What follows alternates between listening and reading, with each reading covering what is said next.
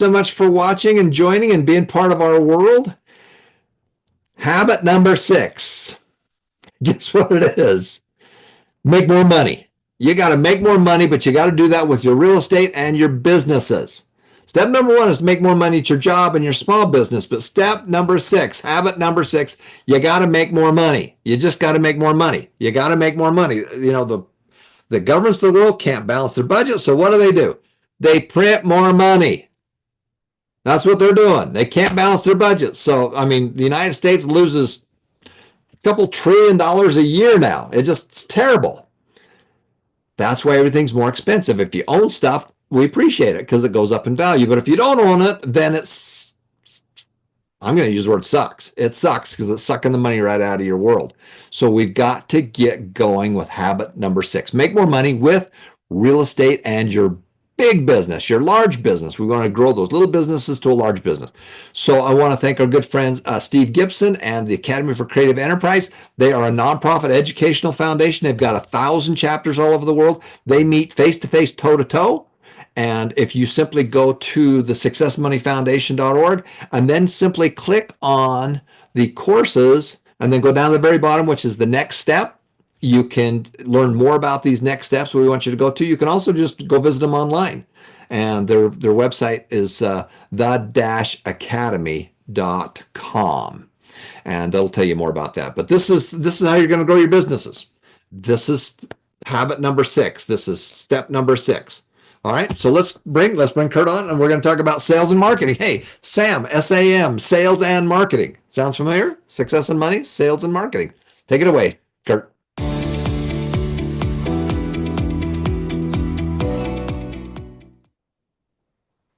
This is the next installment of Grow Now. Lesson 3, Sales and Marketing. Tools you need to grow your business, things you need to be learning and mastering as you work on your income-generating activity. So we look at sales and marketing, some key takeaway lessons. There are certain best practices for sales and marketing that will help you grow your business. Another takeaway lesson, I understand how to and will apply these best practices to my own business to experience growth. Some of the best and quickest ways to grow your business is understanding sales and marketing. So let's go over some rules of thumb. Sell what the market will buy. Some people come up with ideas that are so unique, they're the only one in the market that's doing it. I mean, that could be a good thing, but if no one else is doing it, it might be too soon, or the market might not want it. So what does the market want? What you think and the market thinks can be two very different things. So start asking. Not people you know. I mean, you can start there. But if you ask your mom, she might just think it's a great idea and it might not be. Ask people that would be in the market, would they purchase it? You can do surveys to random people. You can test out a small part of the product, the service, the idea. We see this in the book industry. A lot of authors get, there's this other books with a similar title, the same topic. That's a good thing. That means people are buying it. If you were the only book on that topic, you probably wouldn't sell that many. So test the market, see what's out there, ask, sell what the market will buy. Because if someone else is successful with it, you now know you can be successful with it. Use suggestive selling. Meaning when you talk to a prospect, you just assume they're going to buy. You're going to talk in a way that it's a done deal. When someone says you're going to love how this car handles in the mountains, that presupposes there's an expectation there that you're going to get the car. Hey, when I'm working on your home, when you're in my store, that's part of suggestive selling. It's all about the expectation. I've seen too many people talking to somebody that they want to do business with, and they finish up this great presentation, then they shake their head no. You wouldn't be interested, would you? Well, of course they're not interested. You want to shake your head up and down, get as many yeses as you can. That's part of suggestive selling. We know through studies that if I'm wiping my feet on your doormat trying to get into your house, doesn't guarantee but increases the chances you're going to let me in. I expect to come in. If I hand you a pen with the contract, it increases the chances that you're going to sign it. That's all about suggestive selling, also called expectations. Now, suggestive selling is also known as upselling or add-on selling. Because remember, your best customers are your customers. Sell them more expensive items, get them to buy more often. So ways to do that is you can put together complementary products. You could add in a muffin. They're already there. They probably already want one. You're just suggesting, expecting them to buy more. If they're getting a meal, you're adding a drink. If they're getting a meal, maybe it's an apple pie. There's a lot of different things that you can add that complement each other. Or another thing you do is offer a better version, a premium version, a top-of-the-line version. They've already decided to buy something. Let's say it's an electronics store. Hey, this is a good model, but for $50 more, you can get top of the line. You can upgrade. You can get a longer warranty. You can get more features by getting a more expensive item. And that's another thing, too. Offering more than one item, people usually buy the one in the middle. Then they decide the one in the middle. Then you can suggest to get the best of the best, top of the line. Some will, but you're always asking. You're always suggesting. Another thing, too, is known as an add-on, meaning if you add this accessory, you get 20% off of it. Limited time only, has to be done that day. So maybe they're buying a camera and you get a 20% discount on any memory cards they buy that day or a camera case. It's an add-on that time, that day. So those are a few ways to use suggestive selling, those expectations. A lot of it's going to be in your mannerism. A lot of it's going to be in the offer, but make it easy. Always suggest. Remember, they're there ready to buy, ready to do something. That is the best time to suggest more, to add on, to bundle complementary products. It's all in your mannerism, and it's all how you put it together. Another recommended rule of thumb is value your customers. I keep saying it. You have to value them, and the easiest sell for you is an existing customer. So when they come in and they do business with you, exceed their expectations. So how can you show value? Obviously, your manners, the way you treat them, smile. A smile in retail increases sales 20%. You have one, use it. Become a nice person. Work on your people skills. They know that you're going to treat them well when you show up. That's what customers want. They already have enough mean, negative, Aunt Edna type people in their lives that are sucking the life out of them, that are very negative and pessimistic. Be optimistic. Have a smile. Show them that you're glad to see them, that you're glad they're there. Other things you can do is a personalized thank you note or an email or a text message to show the customer that their business is appreciated. If you had a haircutting shop, a quick thank you email. You can provide a discount for the next time they come. Tell them you're excited to see them again soon. Things like that. People appreciate it. Takes you seconds, but it impacts them for a long time. You can offer rewards or benefits, discounts, members-only sales, free items, anything to feel appreciated. Customers love buy 10, get the next one free, especially for food or coffee or things that people eat all the time. They love those cards. You buy 10, you get one free, you keep track. That builds loyalty, and it encourages repeat purchases. Another way, too, is to always ask for customer feedback, sending a survey, rewarding them to do a survey. You could do it online. It could be a piece of paper. So not only is it good for showing customers you value them, but they like giving feedback. It builds trust, and they feel like they have shared ownership in your success. So these are things you can do to build stronger, long-lasting relationships, whatever you can do to value your customers. And there are so many ways to stay in contact nowadays between social media, text, phone calls, emails, websites, face-to-face. There's no reason you can't stay in touch and value your customers. Next rule of thumb is differentiate your business. So we talked about other people are doing it so you know you can be successful, but try to differentiate yourself. Be a little different, a little bit better. What can you provide? What can you do just to make it easier for your customer to add some value? Is it free delivery? Is it some other type of convenience? Do you offer better product, better service, bigger smile, longer warranty, better guarantee? There's a lot of things you can do to differentiate your business. You can offer exceptional customer service we talked about. Some stores, no matter what, free returns for life. You could keep it for years, they'll still take it back. People do appreciate a good return policy. And when you have good customer service, it builds loyalty and creates word-of-mouth referrals. So when customers feel valued, more likely to return and recommend the business to others. Maybe there's something unique about your brand, your service, your personality, the story of why you created the company. Maybe it's cause marketing. That's a huge one right now, where for every shoe you sell, you're giving a shoe to somebody in need. For every meal you sell, you're giving a meal to somebody in need.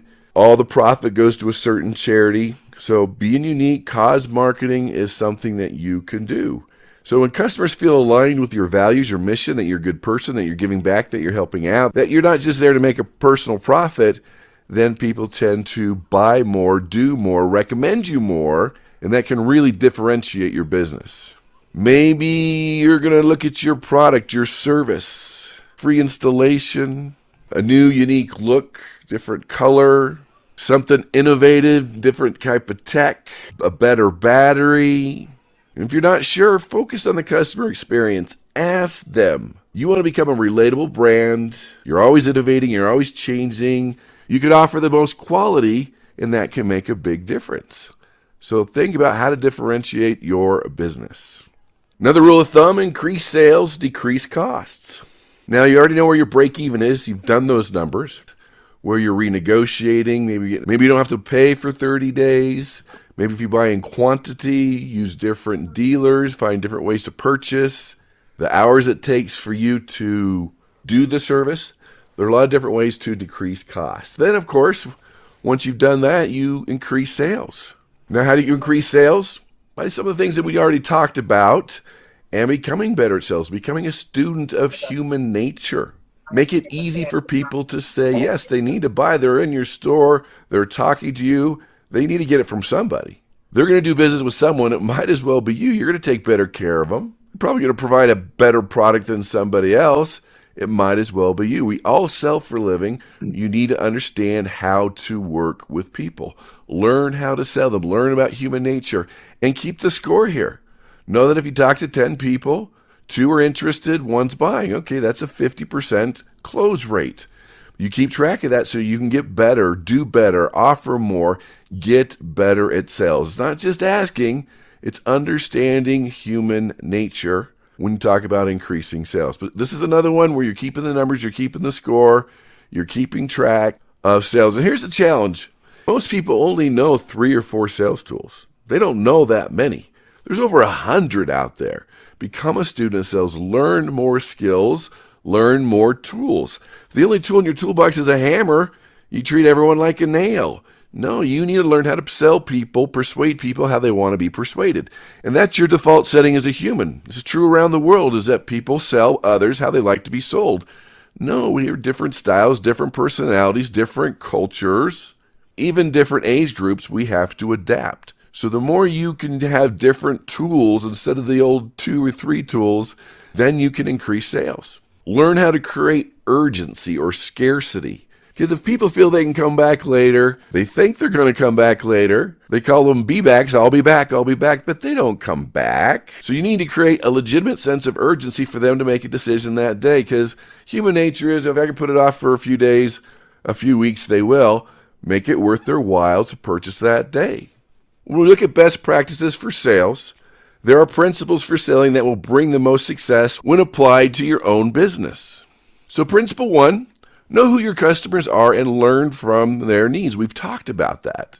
Sell them how they want to be sold, and your goal is to help them persuade themselves, help them sell themselves. Make it so easy, show them the value is there, and sell them how they want to be sold. Because if I was selling a $20 bill for $1, that would be easy for you. That's an easy decision. $1 for $20 in value. So you've got to package your product or service, what you're doing, to where it becomes a no-brainer. Like, well, I'll spend $1 for $20 all day long. $1 for $1, maybe. But if they don't feel like they're going to get their money's worth, they're going to hesitate, they're going to stall, they're going to resist. So what can you do to make it easier for them to purchase? Get to know your customers. Learn their needs and wants. Learn how they make decisions. And part of that too, principle 2, is always think win-win. Now understand, especially in negotiation, win-win does not mean equal splits. It just means everyone feels like they won. Everyone feels like they got a good deal. You want to make sure they leave satisfied, so they'll come back, they'll buy more, they'll share it with other people, and you have the word of mouth advertising. That's going to be your easiest sell ever. When someone tells someone else that you're a great person, you offer a great product or service, that's not somebody you have to spend too much time selling because they're already sold because their friend told them it was great. Principle number 3, integrity before profit. There was a study done at UCLA found that integrity for long-term business is one of the most important things that you can have. People see that. They want integrity. They want to see sincere, genuine, real people. These are the people they want to do business with you. Because if you cut corners or someone feels like you took advantage of them, it's going to come back to haunt you. The word gets around, especially now with social media posts, especially if you're in a small town or have a small store, it will get around. So integrity before profit. Even though at that moment you want that profit, long-term success in business is going to come from integrity. Principle 4, keep in mind your value proposition and your business differentiators. Remember, easy to buy a $20 bill for $1. That's your customer's return on investment, to where it's easy for them to exchange money for what you're giving them. The value's there. You've shown the value. You've proven the value. Then it becomes much easier for them to buy. And part of that, too, as we talked about, is your business differentiators. What makes you valuable? What are you offering? Are you extending a warranty? Free delivery? Extra French fries? Buy 10, get 1 free, the things we've talked about. So a few others to talk about. Always add value. Deliver more than they expect. Give them a bigger drink. Give them a bigger smile. People like to hear, but wait, there's more. Anything you can do to add more value, to make the decision easier, to make them happy that they came in, is what you want to do. You're always thinking about this to make sure that you're adding value. And part of that, too, if you're offering food, don't put food on the plate and start taking it away. People get upset. People that weigh the food, so everyone gets the exact amount, and you put too much on the scale and they take it away, psychologically, that's damaging. Put some on, put a little more on, put a little more. I mean, think about it. If you're buying candy by the pound and they put too much, you start taking it away. If they're trained right, you put some on, put some more on, another scoop on, another scoop on. People feel like they're getting more. That's also the perception of value. Another marketing principle, consistency, consistency, consistency. What does that mean? Just be predictable, be consistent. If you're making food, it's always consistently good. You're consistently nice. People trust other people, other companies that are predictable, that are consistent, that they're getting at least what they expect, hopefully more than they expect. Like we've talked about, always measure and analyze your results. You're keeping the score. How many people came in the store? On average, did a person spend? If you talk to 20 people, 10 are interested, you sell 2. Whatever your type of business, you've got to measure and analyze the results. That's how you get better. And that lets you test small. You can see what part of your store is not selling well. You can look at your products and services and see what's not selling well, what people don't want, and add something different, add something more. We're always measuring, asking, analyze your results. That makes a huge difference. So what is your homework? First of all, become a student of sales. Start benchmarking sales skill. Go to other stores, talk to the people that are doing something that's similar, and see how they sell you. See how they put their product together. Get more sales tools. Don't use the same 2 or 3 that you use over and over again. No, I mean, what are the tools that most people have? Imagine you're trying to persuade your child to eat, what's the worst vegetable? Brussels sprouts, beets. We'll go with beets. Hey, eat your beets. And they're like, no. And you say, well, I'm the parent, you have to. Well, that didn't work. So some people try to use the authority. I'm the boss, I'm the manager, I'm the parent. Maybe you do the data dump, the 27 reasons they should do it because they're going to be smarter and better in sports and vitamin A, vitamin B, and D, and zinc. And you're like, too much information. They're like, no. You try to be nice, use your people skills. I'm your mom, your dad, went to the park, the fun things we do. And no. Like, okay. Then you try to bribe them. Well, if you eat your beets, I'll give you ice cream. And if that doesn't work, I'll let you fill in the blank. Do it or else. That tends to happen even in the workplace. People try to use their authority. They try to be nice. They try to data dump. They try to bribe you. Then they yell at you.